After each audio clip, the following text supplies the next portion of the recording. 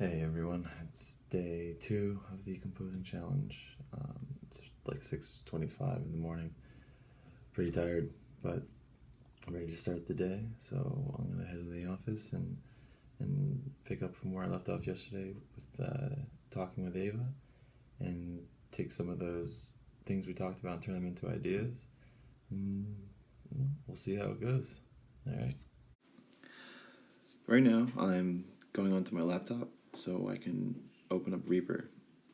Reaper is a digital audio workstation, also known as a DAW, and I use it whenever I meet with performers and I record our session together so I can reference back to everything that they said or what we discussed, some of the things that they played, the demonstrations they did, and it's incredibly useful. And so with Ava, our session was about an hour long, and today I'll have to spend that much time going through all the material. And what I'm doing here is I'm grabbing my manuscript paper notebook and my composition notebook so that I can write things down, both the notes that are being played, the musical aspects of the discussion, and then also just ideas that I can put in my composition book. This is I have an L-shaped desk here, which I was so excited to get. I got it about 4 years ago when I moved to Bowling Green for grad school, and I found it on Amazon for maybe like $170, $180. It was quite inexpensive, but then that also means that it's quite cheap too, because the glass can only handle about 25 pounds of pressure or it'll break, so you kind of can't lean on it too hard. But I got it because I really wanted a drafting table, as you can see I'm working on right there, an adjustable height, and I wanted a section where I can lay my laptop down, so an L-shaped desk was exactly what I needed. And there's a lot of great things getting to use these sort of programs if you don't already use them, like Reaper. If you have Mac, it's probably Logic that you have access to. Of course, they have all kinds of effects that you can add to it, and I'm by no means skilled in these programs by any capacity. But whenever I use them, I add markers throughout the recording that indicate where certain discussions are taking place. So on the discussion of like flutter tongue or double trills, I'll put the little marker in there and say what we talked about at that point. And then I also delete some of the aspects that are just sort of banter. And then what I do is I'll add a tuner to the audio so that I can see exactly what notes it is that they're playing.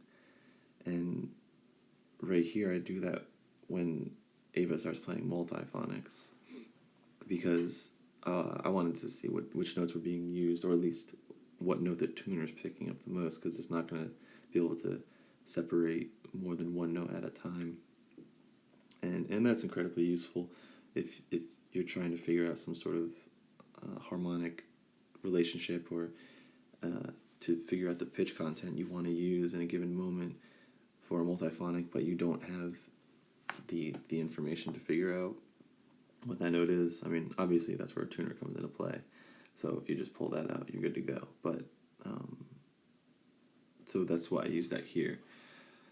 So at this point in the process, I have a few ideas of things that I could use in the piece, certain musical materials,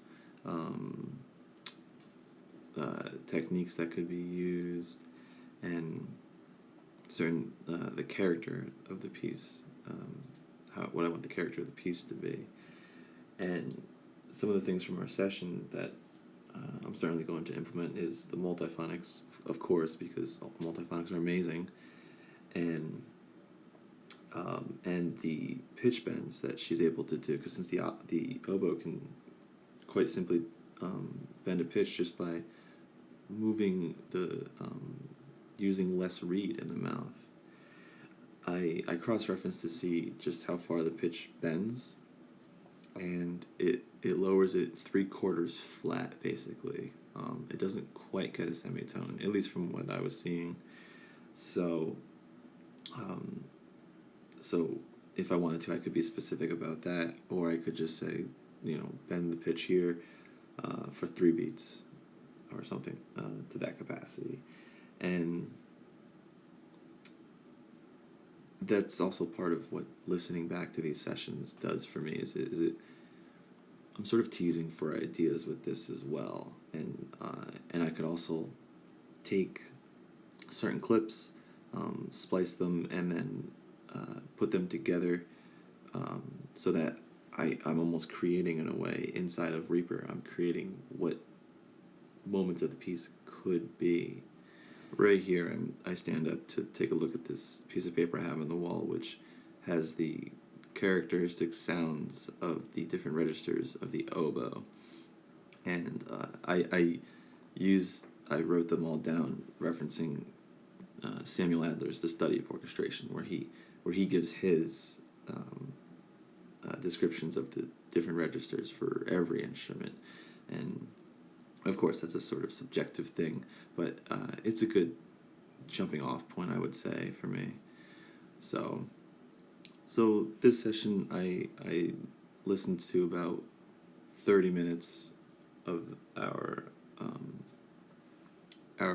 interview, if you will, and now I have to leave for work shortly. So, but when I get home from work, I'll sit down and start doing another session, or finish the rest of the recording session, and then keep teasing for ideas, write them down, make some sketches, and then start writing the piece.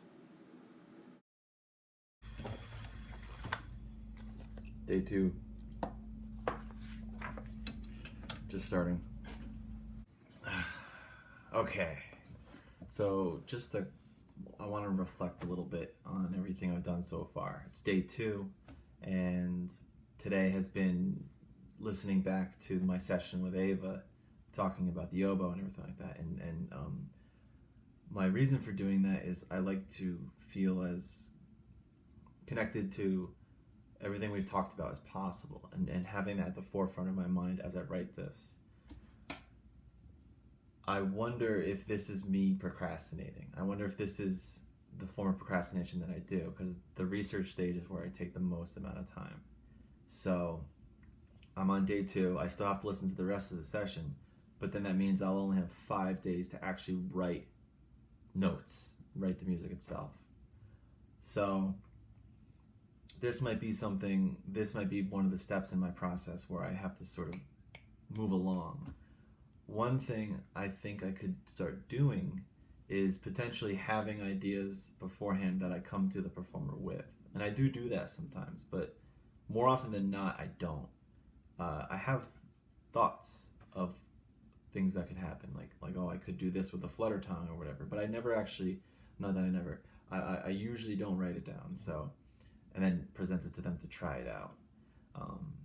So maybe that's where I can start changing things, and I think that could make it a little bit more efficient, because then right off the bat I'm connecting the ideas that I'm currently having with the capabilities and interests of the performer, and then seeing how, if it aligns, and not only that, seeing how it works, because I have to like the piece, and if I start writing something and then months down the road, before the piece is due, and then I finally get to hear it and I don't like it if I'm not gonna like it, then why would I want to put that into the world?